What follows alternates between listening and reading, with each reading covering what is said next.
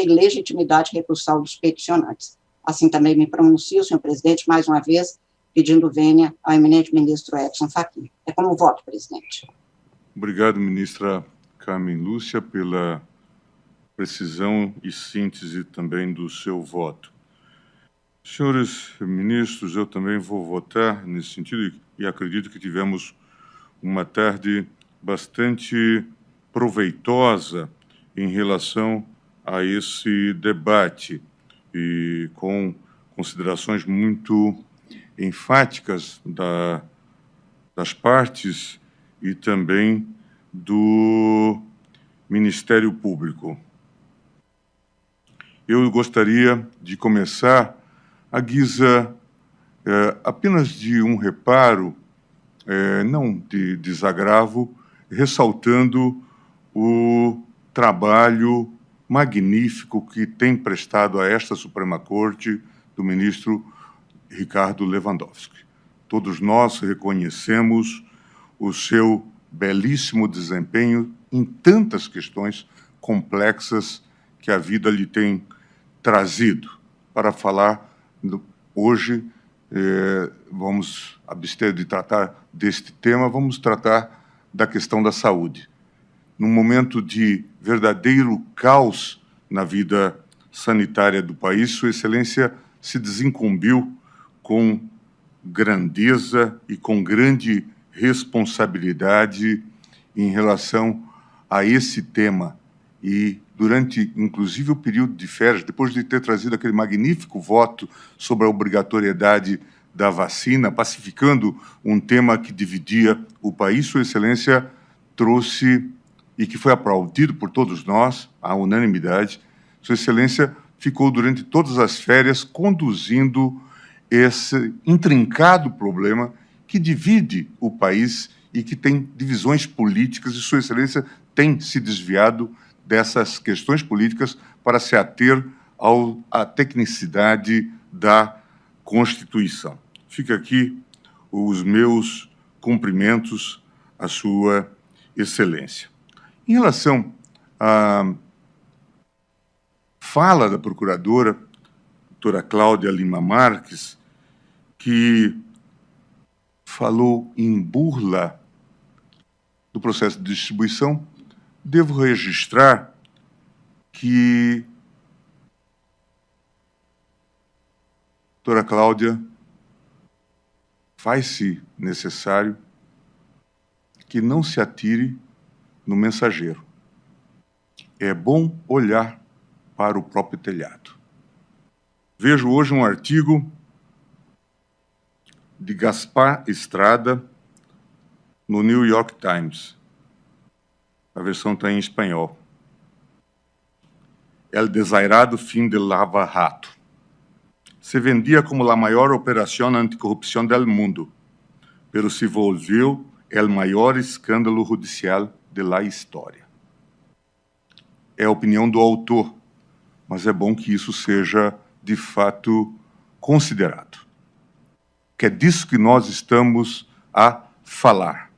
O leitmotiv, o pano de fundo, é este. Eu começo fazendo considerações, vou poupá-los quanto ao relatório e digo sobre o deferimento do pedido incidental em 28 de 12 de 2020, e depois faço uma breve incursão em relação ao debate que foi posto nas questões de ordem e que agora acabaram por serem também mencionados pelo ministro Fachin. Apenas para lembrar, a questão me parece bem encaminhada, apenas para lembrar que, em relação à desistência apresentada pela defesa do agravado nos autos do habeas corpus 174.398, e homologado pelo eminente relator, ministro Edson Fachin.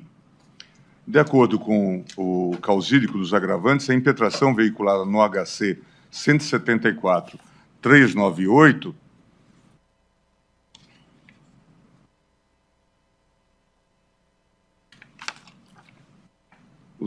o HC 174.398 teria o mesmo objeto discutido no agravo em exame. Segundo o advogado, a desistência daquele HC seria prejudicial à solução da controvérsia, aqui posta, porquanto aquele rito teria sido afetado pelo relator, ministro Edson Fachin, a julgamento pelo plenário do Supremo. Não se verifica, no entanto, qualquer identidade, com as vênias do estilo, entre o objeto desta reclamação e o objeto daquela impetração. É que no HC 174.398, a defesa do reclamante requeria a concessão de ordem para reconhecer a suspeição com fundamento nos artigos inciso 1º e 258 do CPP, ou, alternativamente, no artigo 145, inciso 4 do CPC, combinado com o artigo 148.1 do CPC, combinado com o artigo 3º do CPP, dos procuradores, membros da Força-Tarefa da Lava Jato, e, por conseguinte, a decretação da nulidade de todos os atos processuais relativos à ação penal tal. Referido pedido difere, porém, substancialmente da tutela jurisdicional buscada nesta reclamação, que, no ponto aqui discutido, tem por objeto tão somente garantir, como já foi acentuado por todos os votos, com exceção do voto do ministro Fachin, o direito de acesso pelo agravado aos dados obtidos na chamada Operação Spoofing. Acrescento que também não antevejo coincidência integral entre o pedido incidental formulado nesta reclamação e a pretensão formulada no HC 193.726, que também foi afetada para julgamento ao plenário. Isso porque, conforme se aure da própria exordial, o pedido principal veiculado neste outro HC é o de concessão da ordem para reconhecer a incompetência do juízo da 13ª Vara Federal Criminal de Curitiba, por afronta às garantias constitucionais da vedação de julgamento por juízo de exceção e da violação ao juízo natural e, por conseguinte, a decretação da nulidade absoluta de todos os atos decisórios praticados nos autos da ação penal tal. É bem verdade que, no referido HC, a defesa suscita a possibilidade de alguns ministros desse STF serem consultados sobre a possibilidade de compartilhamento do acervo de mensagens trocadas entre os procuradores da República e o então meritíssimo juiz de piso. Todavia, ainda que haja uma coincidência meramente parcial do pedido imediato, a pretensão formulada naquele HC, nesse sentido, é meramente secundária e não apresenta a mesma causa de pedir da pretensão veiculada no pedido incidental feito nesta reclamação, qual seja o exercício do direito de defesa. A segunda questão de ordem suscitada, que também não comporta provimento, diz respeito à prevenção do eminente ministro Ricardo Lewandowski. É que, como consignado pelo próprio eminente relator na decisão agravada, um dos desdobramentos da citada Operação Spoofing aportou nesta Suprema Corte, dando origem às petições 8290 e 8403, distribuídas à relatoria do ministro Lewandowski, respectivamente em 18 de julho de 2019 e em 27 de setembro de 2019. O pedido relativo à Operação Spoofing, analisado pela ministra Rosa Weber e referenciado pelo causídico, diz respeito ao HC 175.705, em que a eminente juíza denegou a ordem a Suelen de Oliveira e a Gustavo Santos, ambos investigados por suposto envolvimento na invasão dos celulares de autoridades do país, incluindo o ministro da Justiça, Sérgio Moro. Portanto, é isso que está em jogo. Ocorre que o referido HC 175.705 foi distribuído à ministra Rosa Weber em 13 de setembro de 2019, ou seja, depois de já ter sido distribuída ao ministro Lewandowski a PET 8.290. Só para lembrar, elas foram distribuídas ao ministro Lewandowski, respectivamente, a 8.290 em 18 de julho de 2019 e a 8.403 em 27 de setembro de 2019, tratando todos da Operação Spoofing. Não é o tema que nós vamos discutir aqui, mas é apenas para fazer o devido registro dentro dessa algaravia em que nós estamos, de alguma forma, envolvidos com essa multiplicidade de recursos. E eu, então, agora,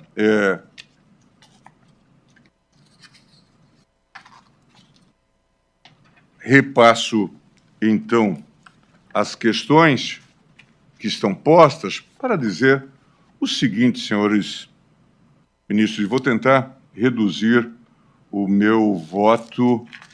Eu digo o seguinte, a via da impugnação legal somente poderia ocorrer perante a Suprema Corte, em relação a esses procuradores, como já foi ressaltado a partir do voto do eminente ministro relator e do que os acompanharam, pelo Procurador-Geral da República, na qualidade de titular da ação penal, nunca por um grupo de procuradores agindo em nome próprio e assistidos por advogado particular.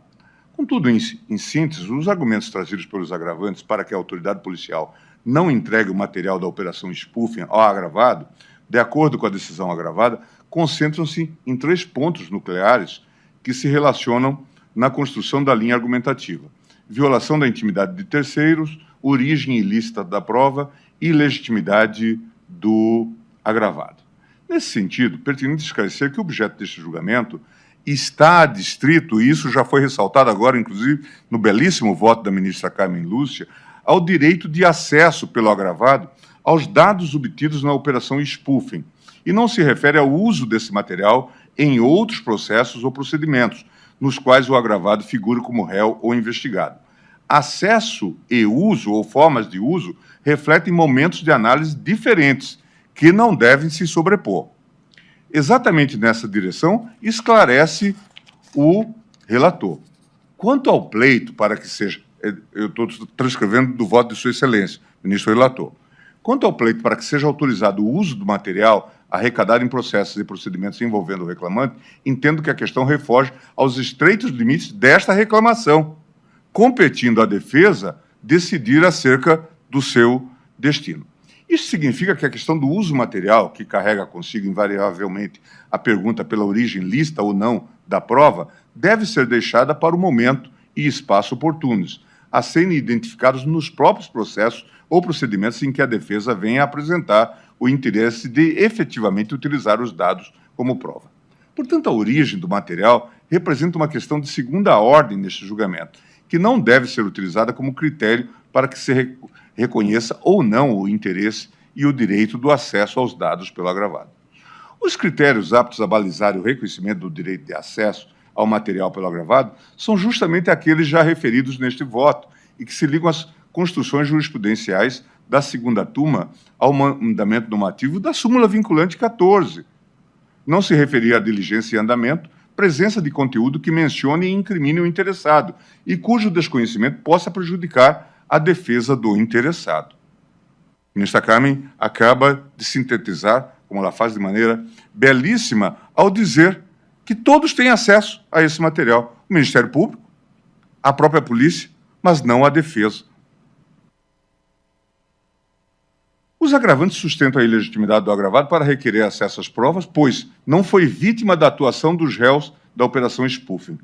Contudo, tal tese carece da fundamentação e razoabilidade. Resta evidente que o agravado, Luiz Inácio Lula da Silva, é diretamente afetado pelas supostas informações contidas nos elementos de prova aqui descritos, porquanto podem fundamentar a sua defesa em diversos processos criminais em andamento.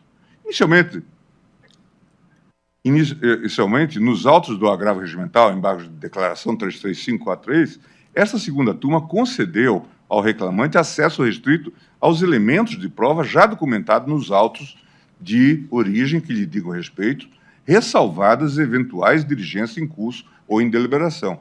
Naquele momento, por óbvio, quando especificou no dispositivo que o acesso seria restrito, referia-se a eventuais diligências em andamento que pudessem ser prejudicadas com a publicidade. Contudo, como já afirmado, considerando que o caso já se alonga há anos, não existe qualquer razoabilidade ou legitimidade para ainda manter documentos e informações em sigilo por esse motivo.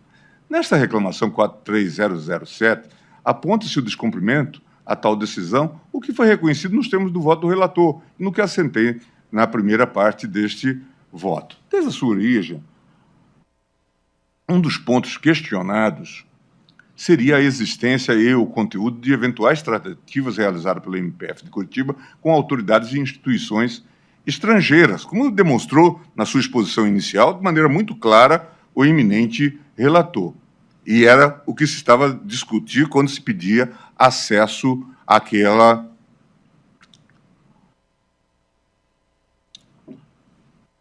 acordo formulado.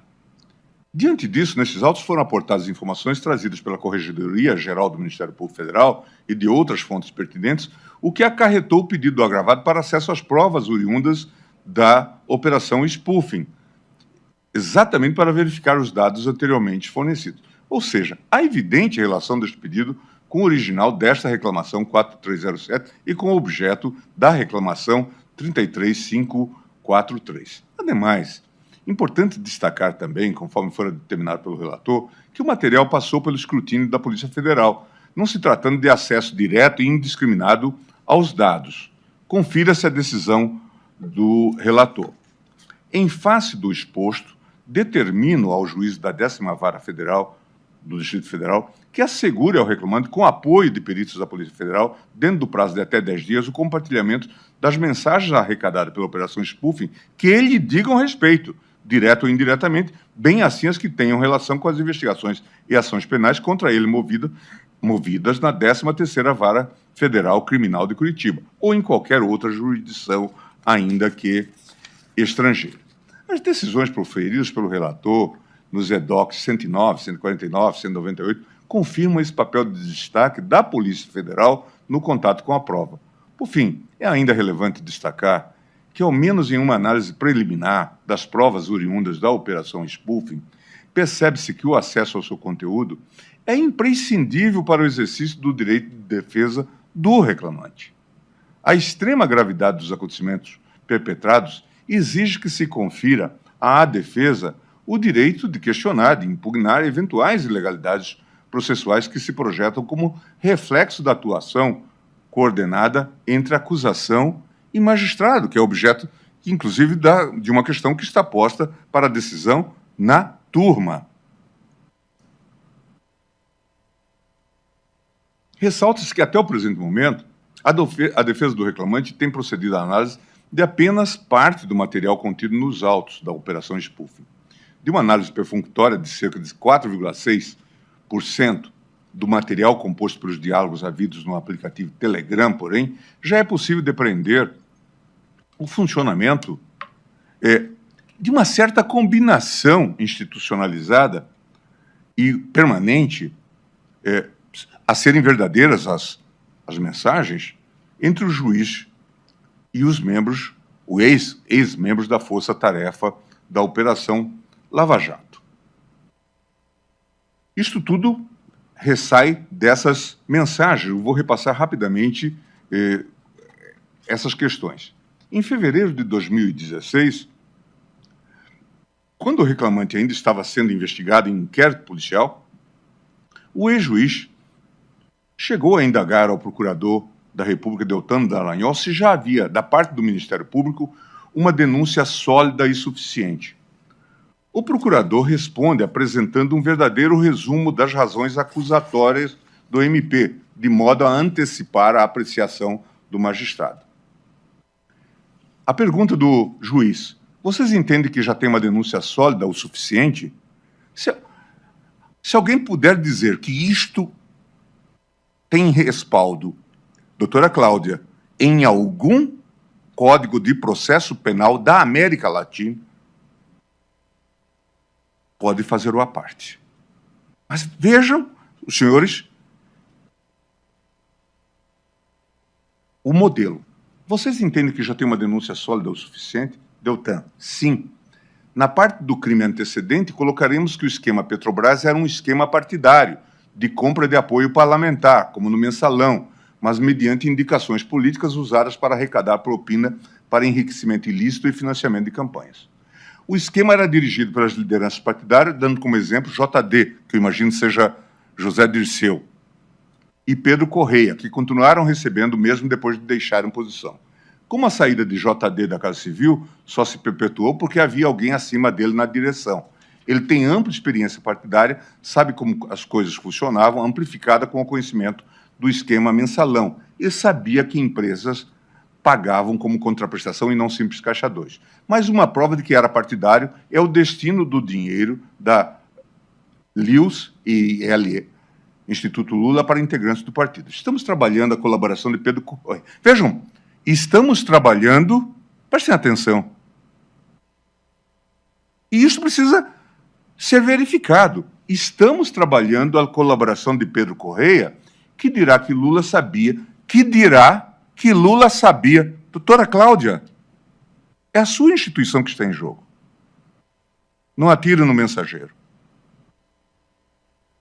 É o futuro da Procuradoria-Geral que está em jogo a serem verdadeiras essas mensagens, ainda que irrelevantes para a discussão. Isso é muito sério. Estamos trabalhando a colaboração de Pedro Correia, que dirá que Lula sabia que a arrecadação via PRC, e marcamos depoimento do PRC para um dia depois da nova fase, para verificar a versão dele. CCC e AG estão fazendo levantamentos das palestras. A depender de amadurecimento, isto é uma prestação de contas que o procurador Deltan presta ao juiz Moro sobre a denúncia. A depender do amadurecimento, estarão nos crimes antecedentes também o esquema do FGTS e do BNDES. Quanto à lavagem, denunciaremos os pagamentos da Odebrecht e OAS no sítio, apartamento e mudança.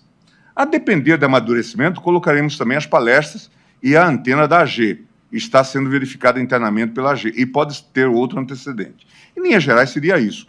Eu, particularmente, creio que está suficientemente forte, inclusive considerando as circunstâncias de ser ex-presidente. Quando comparo com aqueles precedentes norte-americanos e espanhóis de prova indiciária, então, e aí vem a expressão RS, risos.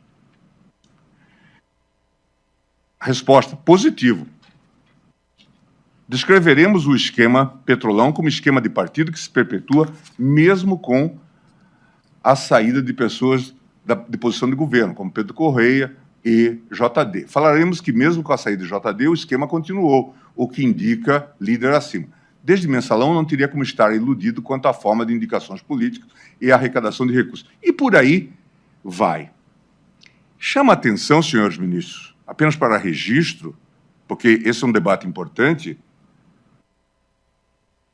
o fato do que eu referi do diálogo ter ocorrido em 23 de fevereiro de 2016, segundo as anotações.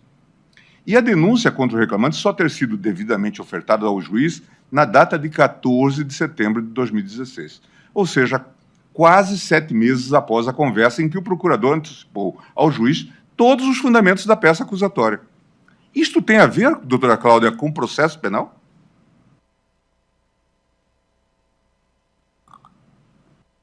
Ou esses fatos não existiram, e seria bom que se dissesse que isto é alvo de uma fraude, ou se existiram, eles são de uma gravidade que comprometem a existência da Procuradoria-Geral da República, doutora Cláudia.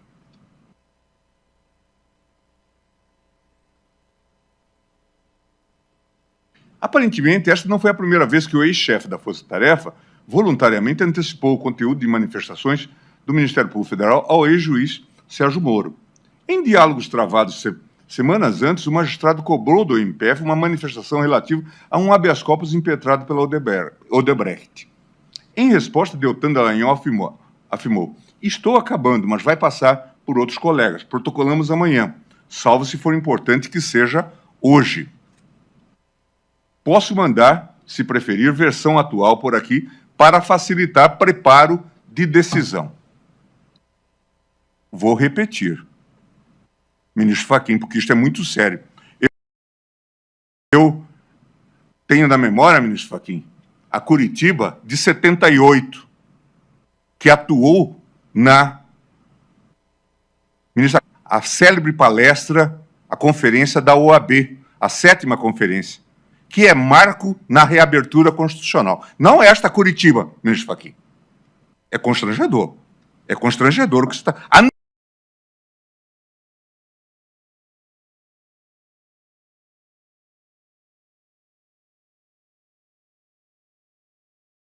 não ser que os fatos não existiram.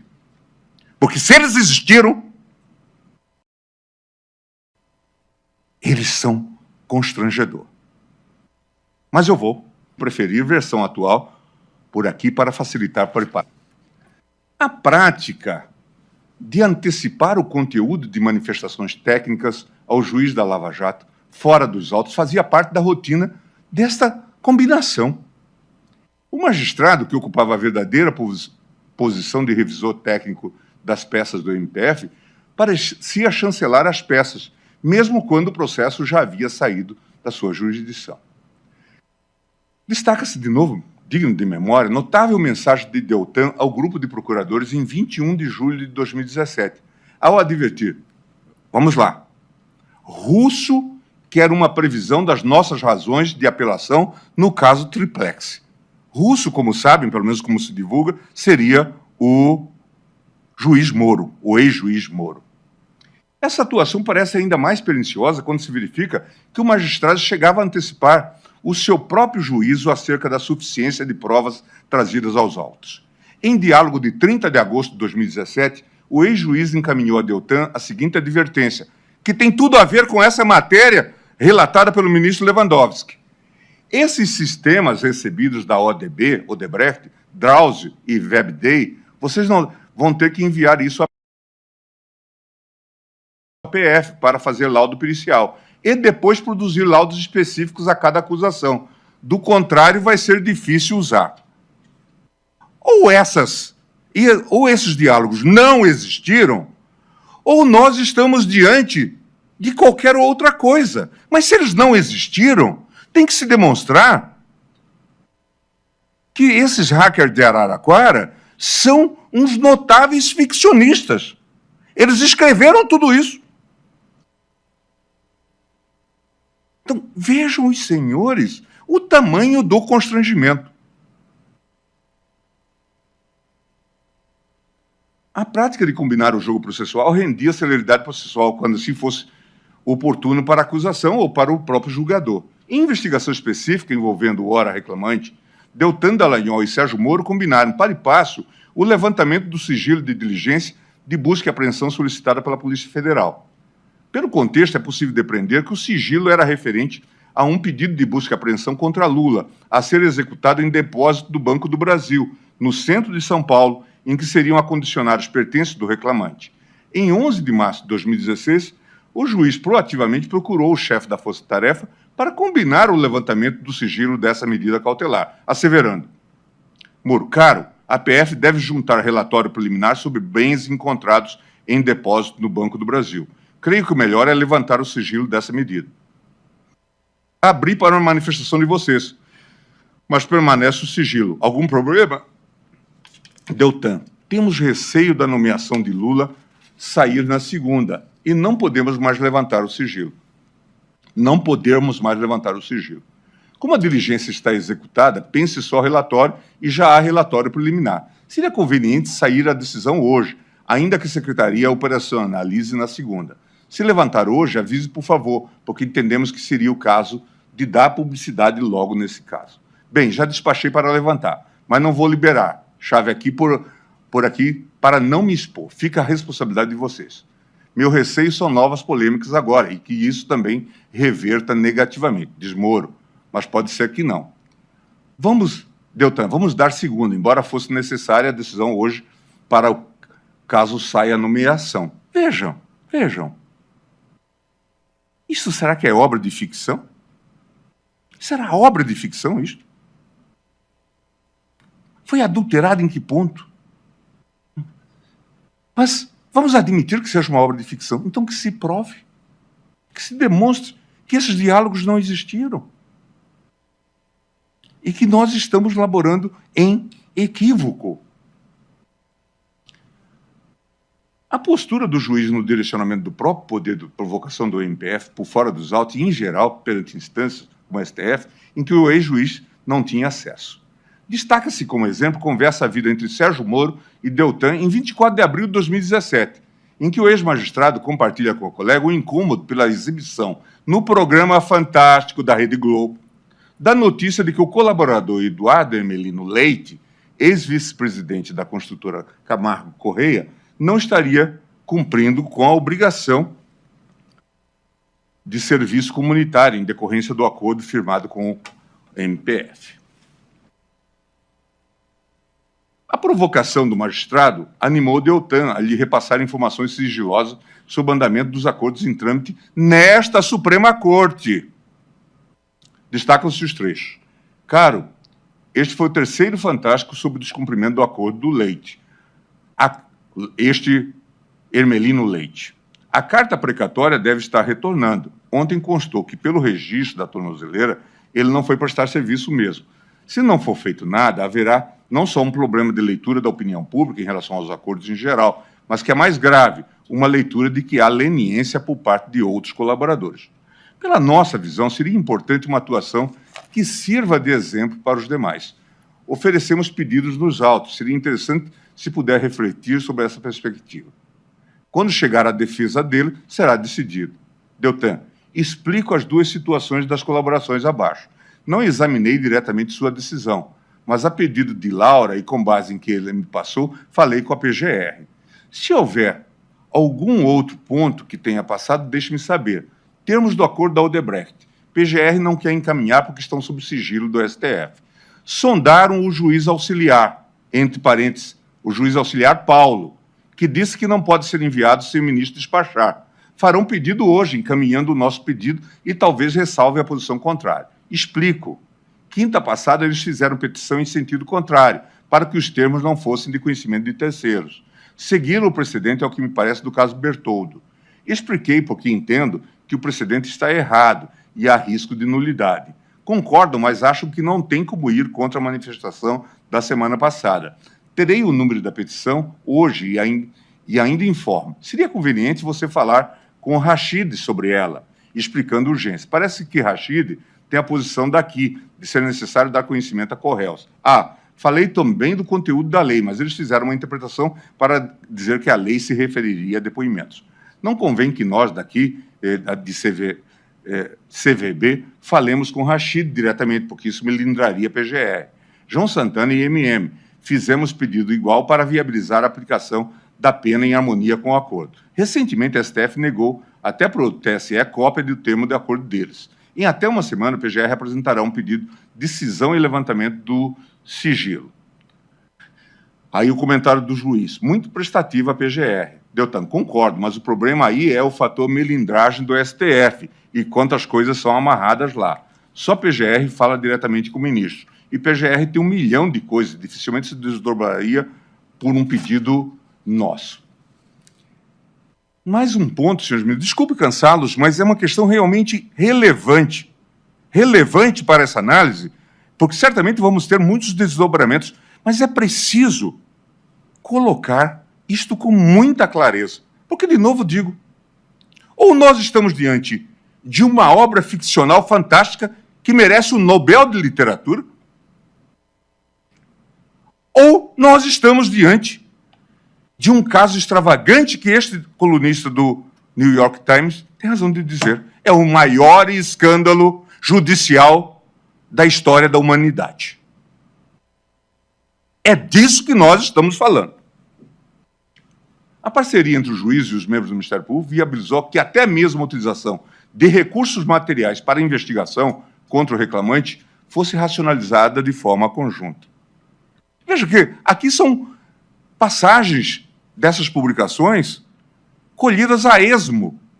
E vamos lá. Em 5 de fevereiro de 2016, ainda na fase inquisitorial do processo do Triplex, Deltan Dallagnol requereu a Moro que os serventuários da 13ª Vara Federal de Curitiba fossem utilizados para a degravação de depoimentos colhidos pelos membros do MPF. Deltan, caro, estamos com um problema em que a vara ou outra vara talvez possa nos ajudar. Colhemos vários depoimentos em São Paulo na investigação do Lula, e a partir de um ponto só foram gravados porque tinham muitos detalhes. Não temos um serviço de transcrição e, ao mesmo tempo, as transcrições seriam bastante úteis e relevantes. Teria como, excepcionalmente, fazer pela vara ou a outra vara a quem sugere que peçamos?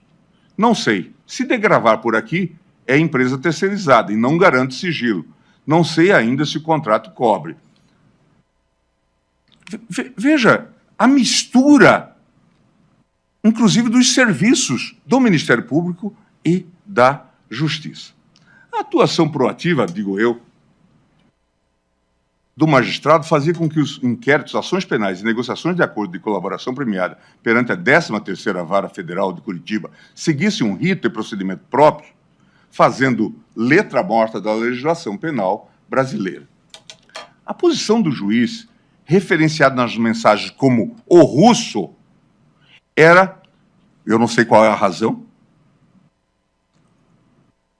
era de um verdadeiro legislador positivo que criava as suas próprias regras e fases processuais. As idiosincrasias da atuação do magistrado não passavam despercebidas nem mesmo pelos membros da chamada equipe Moro, como eram intitulados, como se auto-intitulavam os procuradores da Força-Tarefa da Operação Lava Jato nas conversas obtidas. Em diálogo travado em 13 de julho de 2017, entre os procuradores Laura Tesler e Júlio Noronha, discutiu-se. Laura Tesler: pessoal, percebi que o Moro agora previu para os colaboradores a possibilidade de ampliação pelo juiz da execução dos benefícios previstos no acordo, caso haja aprofundamento posterior da colaboração com a entrega de outros elementos relevantes. Não me lembro de ter visto isso antes em alguma sentença. Já veio antes ou é mais uma inovação do Moro? Júlio Noronha: não lembro de ter visto isso antes também, Laurinha. Jerusa: é um novo dispositivo do Código de Processo Penal da Rússia.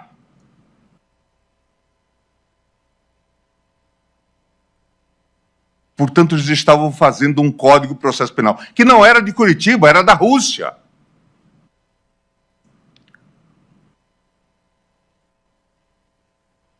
É decorar frade de pedras, a não ser que se prove que esses fatos não existiram. Outros membros da Força-Tarefa compartilhavam da mesma percepção acerca do papel criativo do magistrado. Em diálogo entre Jerusa Burman Vicelli e Januário Paludo, de 23 de novembro de 2017, os interlocutores também observaram a extraterritorialidade da legislação processual penal, entre aspas, russa. Jerusa: o russo está de sacanagem. Januário Paludo: por quê? É o contraditório e ampla defesa. Jerusa: pediu para fazermos o pedido hoje, antes de vencer o prazo, porque ele ia viajar, e deu vista para a defesa. Jerusa: essa eu não tinha visto ainda, mas no CPP russo, tudo pode.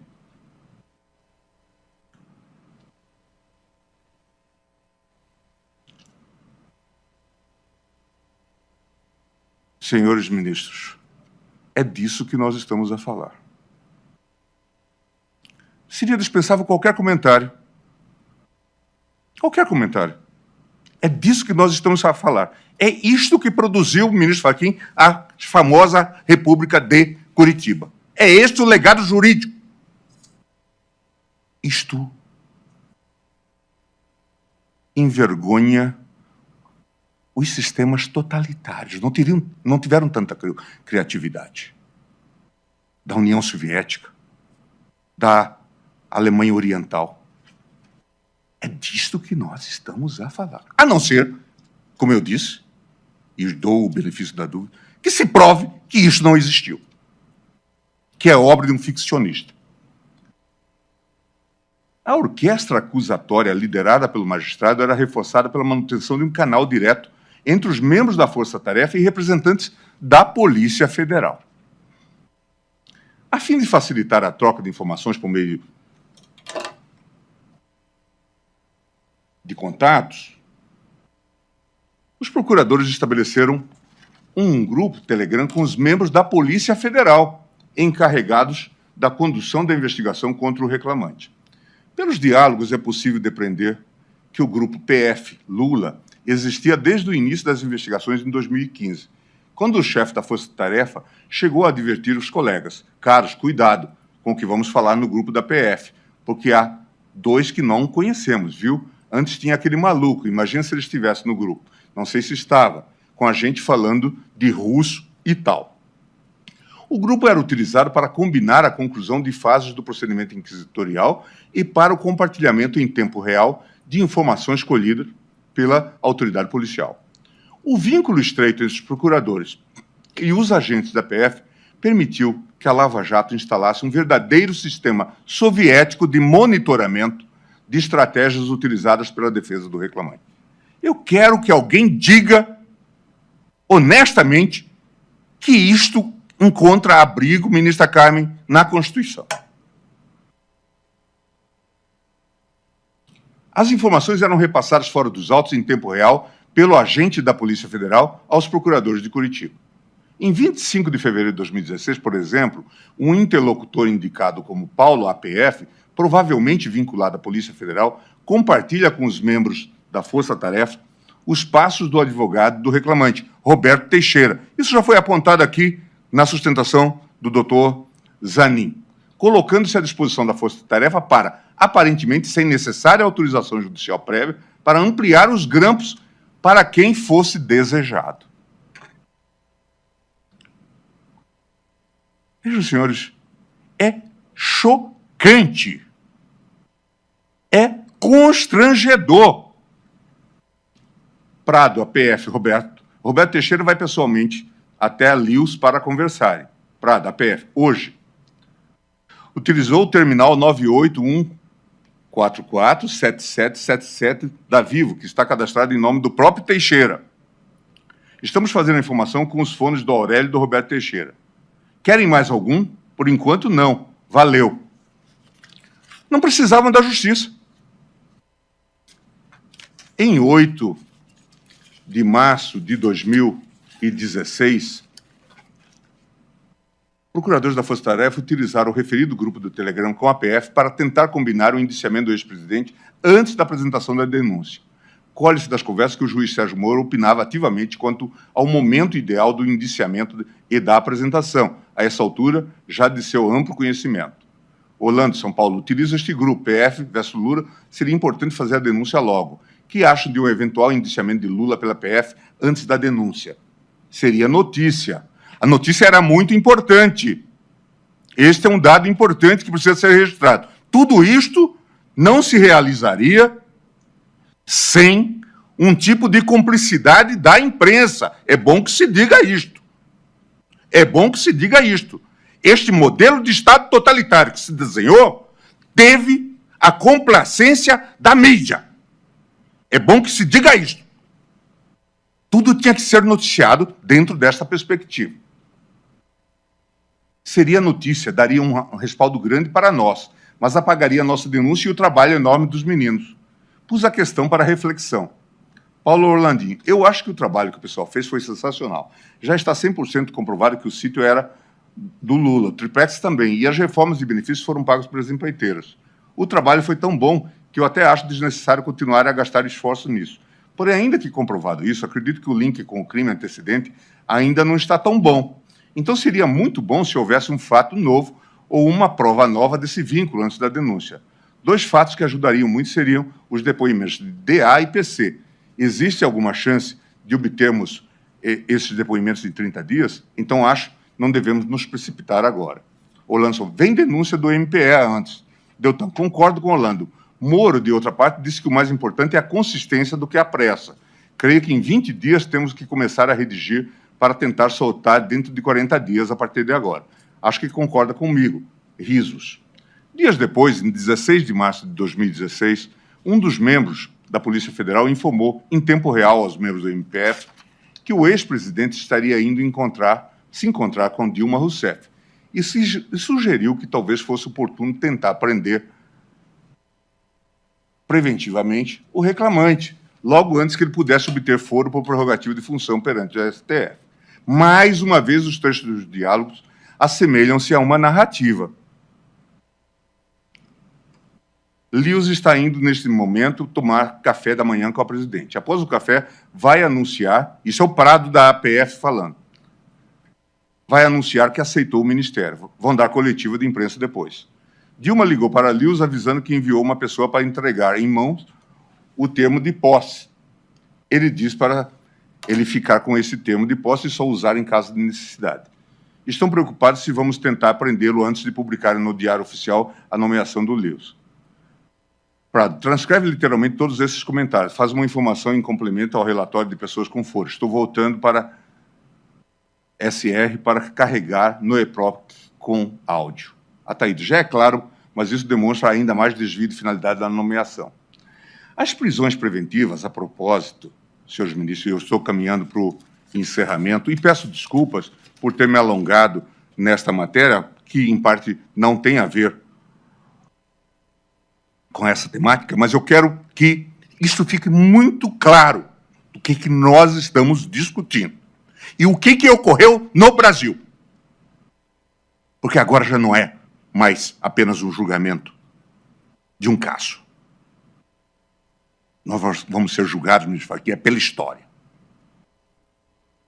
Se nós fomos cúmplices deste tipo de situação. Nós montamos um modelo totalitário. Ou alguém é capaz de dizer que há algo de democrático nesse CPP russo?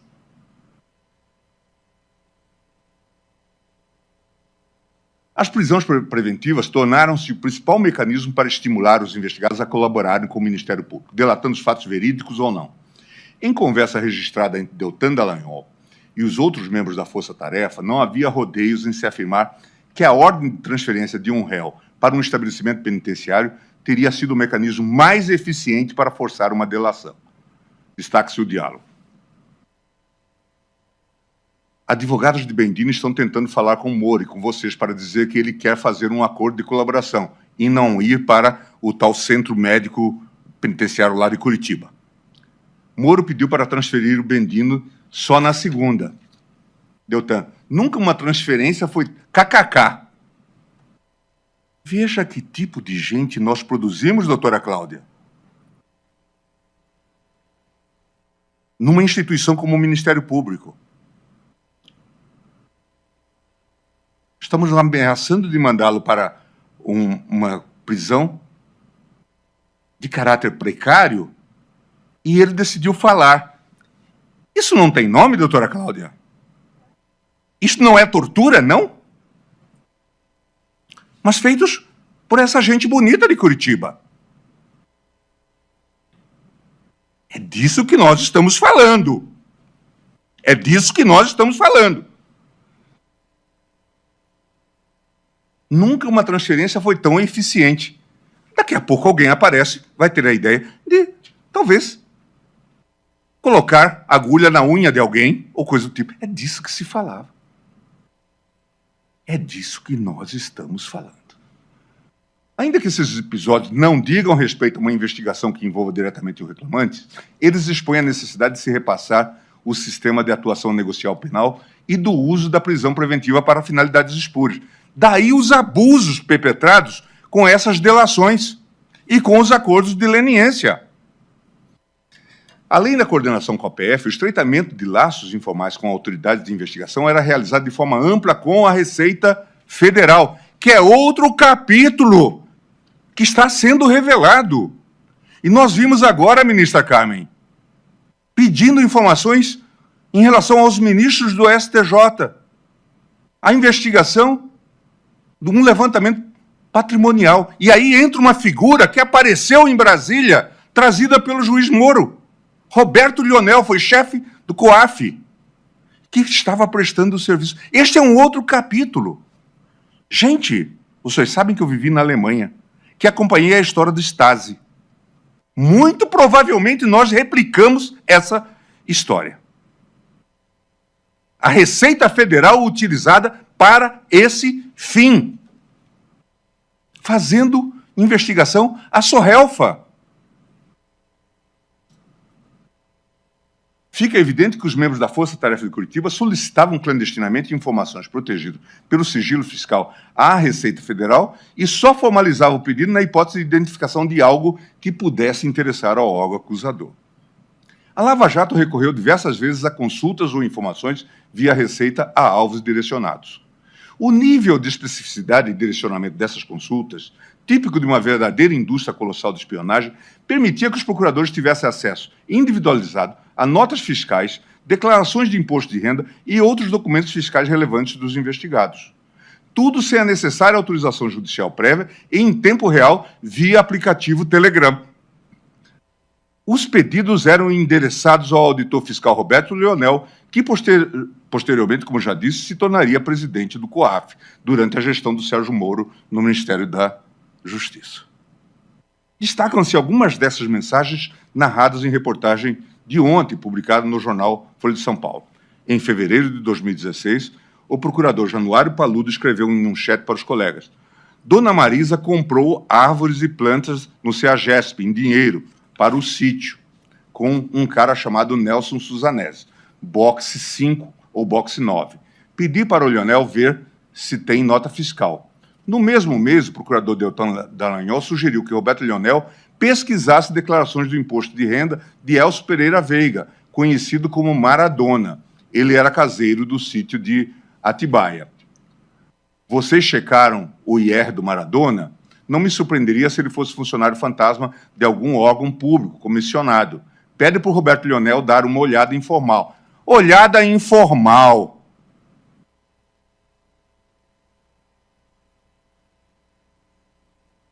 Olhada informal. Roberto Leonel. Não sei como este personagem pôde se aposentar. Porque, obviamente, os delitos aqui são flagrantes. Não sei qual a solução processual se vai dar para isto. Não sei. Os fatos são tão graves que certamente estão repercutindo mundo afora. E os procuradores, doutora Cláudia, decentes como Vossa Excelência, não podem apoiar esse tipo de falcatrua, sob pena de levarem à irrisão mundial a Procuradoria-Geral da República. Porque eu duvido que Vossa Excelência seria capaz de subscrever coisas deste tipo. Duvido que o procurador Aras fosse capaz de fazer isto, mas eu não duvido que o antigo procurador Janot fosse capaz de fazer isto. Ele fez isto, por ação e omissão. Mas vamos lá. Um outro diálogo mostra o procurador Ataíde Ribeiro Costa, Folha de São Paulo, informando aos colegas que pediram a Leonel para averiguar se os seguranças de Lula tinham adquirido uma geladeira e um fogão em 2014 para equipar o triplex que a empreiteira OAS reformou para o líder petista em Guarujá. Pessoal, fiz esse pedido ao Leonel. Era um tipo de factotum. Um verdadeiro homem da Stasi na polícia, na Receita Federal. O superintendente da Receita Federal em Curitiba. A Receita Federal, ministra Carmen, que já teve essa figura modelar de homem público à sua frente, Everardo Maciel. Veja que virou a Receita Federal. Um braço da Stasi brasileira. Porque é disso que nós estamos falando. Mas vamos lá. Pessoal, fiz um pedido ao Leonel em relação ao fogão e geladeira. Escreveu a Ataíde aos outros procuradores. Em seguida, ele posta no grupo a mensagem que tinha enviado ao auditor. Leonel, boa noite. Se possível, tentar ver se os seguranças do Lula adquiriram geladeira e fogão da marca Brastemp no ano de 2014, que foram parar no apartamento. Os fornecedores devem ter sido a Fast Shop ou Walmart. Será que conseguimos ver isso? O procurador enviou a Leonel nomes de 8 seguranças que trabalharam para Lula e 2 lojas. Não é possível saber pelos diálogos se os pedidos foram atendidos por Roberto Leonel. Uma das mensagens mostra, no entanto, que em pelo menos um caso, o auditor repassou aos procuradores informações sobre pessoas que nem sequer eram investigadas pela Lava Jato. Essa análise não exaustiva, aqui foi um pouco ao voto azul, mostra dados muito preocupantes. Porque nós temos que fazer escolhas. Ou estamos, de fato, diante de uma obra ficcional, das mais notáveis, e precisamos de um... E esses hackers de Araraquara, então, seriam um novo Gabriel Garcia Marques? Ou estamos diante de fatos de uma gravidade cuja avaliação eu me abstenho de fazer agora. Digo, então, em conclusão, senhores ministros, já pedindo desculpa por ter me alongado, essa análise não exaustiva e ainda muito preliminar dos diálogos sugere a ocorrência de graves vícios em investigações e ações penais que podem, ainda que potencialmente, ter afetado o exercício de defesa do paciente, como pode ter afetado o direito de defesa de outros pacientes. Por isso é de rigor o reconhecimento do direito de acesso, e é disso que nós estamos falando, só disto, só do direito de acesso, nos termos da súmula vinculante 14. Portanto, diante do exposto, estou acompanhando o relator para também, nos seus termos, não conhecer da manifestação dos membros do MPF recebida como agravo e, portanto, proclamo o... Senhor presidente, antes do senhor proclamar o resultado, se me permite a palavra por favor. Foi dito, né, durante várias falas que eu teria dito que o ministro relator burlou a distribuição.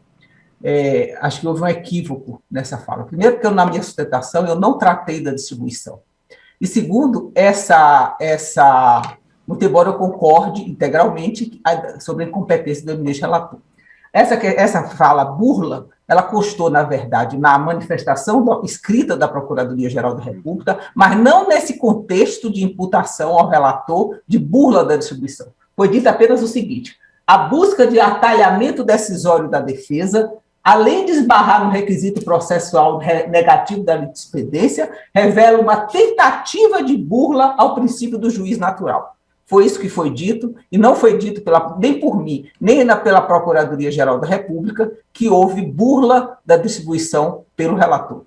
Só para esclarecer, porque a acusação de burla da distribuição é uma acusação extremamente grave e não foi feita nem por mim e nem pela Procuradoria-Geral da República. Só isso, presidente. Muito obrigado. Senhores ministros, portanto, não se conheceu do agravo. Acompanhamos o eminente ministro relator, ministro Lewandowski, ministro Cássio, ministra Carmen e eu, vencido o ministro Fachin, que dava parcial provimento. Está encerrada a sessão.